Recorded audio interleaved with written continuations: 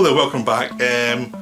Shouldn't be a very long video. This is going to be two films, both William Friedkin, To Live and Die in LA and The Hunted.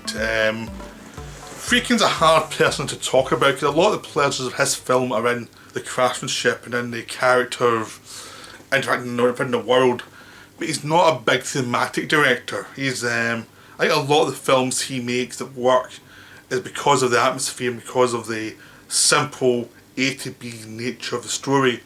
I don't think he's good at character. He's not that great in nuance. He's great at putting into a world that is interesting and then watching their characters interact. But then when you come out of it at the end you think, well, what is it about? I don't know. It's about something, I suppose. It's very enjoyable and I'd like to watch it again, but it's not really about anything. It's about a world. So To Live and Die in LA is about the Secret Service Department, who are the guys who protect politicians when they come into town. So if there's an assassination or anything, or if there's a potential assassination, they do the protection, or if they're just guarding them sometimes. So early on you see the Secret Service guarding the president as he comes into town in LA. Then when he goes away they go back to normal jobs, which is taking down, looking for forgers. They're doing various crimes, but in this one it's basically forgers who are creating new currency that is put into circulation within LA, and it's very hard to spot. Willem Dafoe plays a guy who's doing it. He's got lots of cronies who are middlemen for him. William Peterson and John Pankow, the two guys trying to chase him down.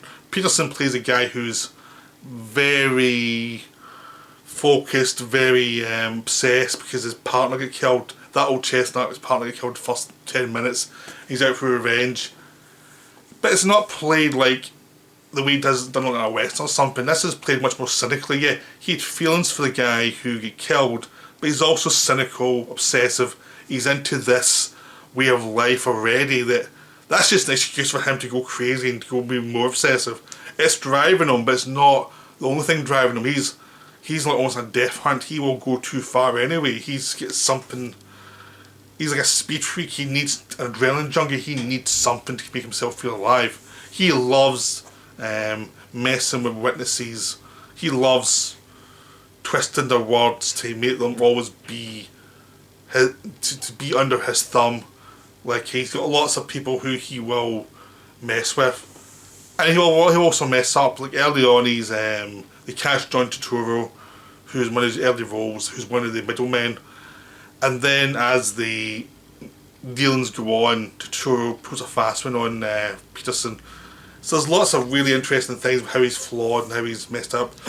Pankow is the more stable one. He's the sane one who gets dragged into this world, and as he gets into the world, the idea is that he's becoming more like Peterson because he starts to feel the rush of these jobs that originally it's like, I'm not into this, but as he's into it, he's always complaining about doing it, but he's always really pushing forward, and by the end of it he's very much like Peterson. He's into the manipulations, he's into the adrenaline rush.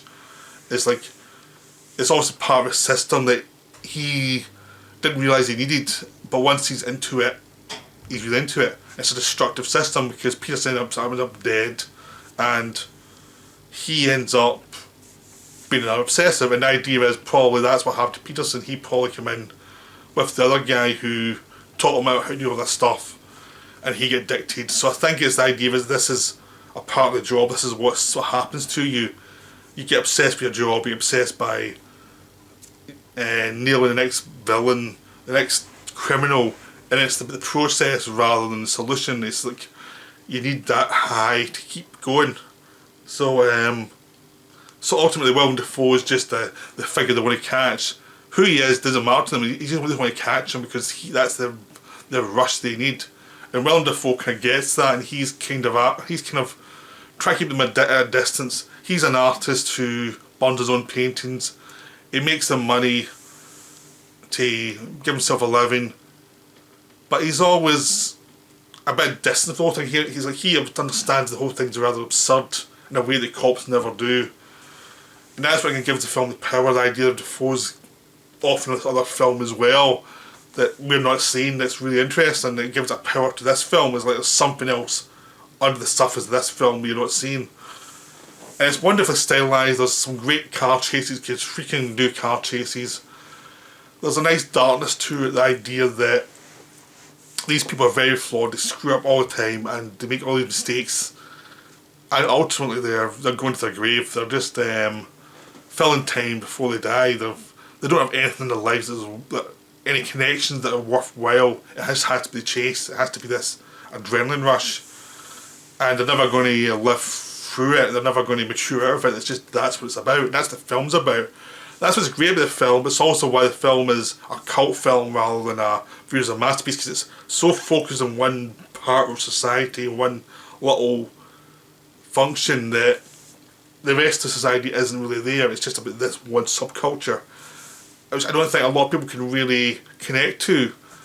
So I think that's one thing about Friedkin, is he obsesses over little smaller things that are sometimes just distance from the general public. And I think that's why, as a director, he has his limitations. Even though I really like him as a director, it is a limitation he has. Like, there's a coldness to some of his films that are distancing, because he's just focused on these outliers, and he focuses so much on them that that's what it's about. The next film is The Hunted, which is with Tommy Lee Jones and Benicio del Toro. This is almost the extreme version of the outlier who gets obsessed. This is basically Benicio del Toro's as assassin who went into Serbia during the war and had to go in and assassinate some military people, and after doing that he comes back and he can't really reconnect with people anymore. He's gone AWOL because he sees people just as things, as animals, because been trained to see people as prey, because he was trained by Tommy Lee Jones to see people as prey, to take them out, to have no conscience about it. It's his job. But at a certain point he can't disconnect that, and he has become a problem because he's now killing hunters, because he's got a thing about people being hunted, people hunting animals. He doesn't like that, so he's killing the hunters rather than letting them hunt the animals. And they realise very early on who it is. They bring Tommy Lee Jones in, who trained him. Tommy Lee Jones is a tracker who never killed anybody. He learned his skills from his father. He never went to a war. He just trained people how to do the thing. And now he has to face up to one of his pupils who have gone crazy. And it's like, well, what do you do with this? And he has to deal with hunting this guy down with the help of the FBI and like security services who want this done very under the surface. They don't want anyone to know this is the one guy who's doing this, because it will backlash and the media will be all over it. So they have to try and do it very quietly, but Benicio del Toro's way too wily for that, and he's, even when he gets caught, he can find his way out of a situation. So the first half is catching him, then it's after that it's when he escapes, it's try to catch him again or try to kill him. That's a very simple structure, and the characterization is very basic. It's like you're taught how much you need to know about Del Toro and Tommy Lee Jones and other people around him, but it's really about the hunt, it's about the technique, it's about them going through the environments. It's like going through the urban environment or going through the forest environment. It's about how do you track through environments, how do you track people, how do you focus on what can they see, what can they use to escape. And Tommy Lee Jones is this guy who just knows how to do it. And like before, what I said about Stand Love Down in LA, it's the same thing, where basically they're teaching that their lives are about their technique, about how they process the world. It's not about having long speeches about things, it's about how do they look in the camera, how do they look to the side, what they're doing, how they look at the grass, how they have a blade of glass can tell them so much. And it's just about the situation, how they survive in the world and how it can go wrong. In the case of the Benicio del Toro character, he just lost his ability to distance himself. And it's a terrific film, but it didn't do very well in release because it is so focused on something that most people can't comprehend, and people want to have like the big action scene that tells them what to think. And this doesn't do that. This is about action scenes where we're not telling you that, we're telling you all the action is really what's going on the side of his character who you don't really know that well.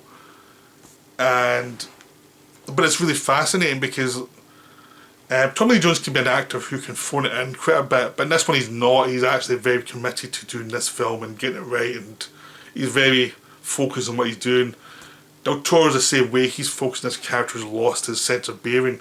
But they're very underplayed characters, and they're very distant from you, but they're very interesting, and the world's very interesting because Friedkin is also into this. He's really into his world and setting it up and showing you the whole thing and taking what could be conventional setups and showing you it in a different way, because it's through characters who are not just shooting each other. It's about being very subtle about how you do it, how you escape from situations, and how do you get out of a situation when everything's going wrong. And the brutality of the Del Toro character when he's been cornered. So it's a really interesting look at people who have been trained beyond their humanity and how they function in the world, how they don't function in the world. It's a really interesting idea, but it's done in a very unconventional way. It's a very, I like Love and Die in LA, it's a very interesting film, but it's also, I can see why people don't like it. It's too distant for a lot of folks. It's just too in its own space, really. It's not a mass appeal film, which I don't think Friedkin really does. He had a few hits with French Connection and Exorcist, but a lot of his films are about stuff that obsessives like rather than stuff that the general public will like. His stuff really is acquired taste a lot of the time.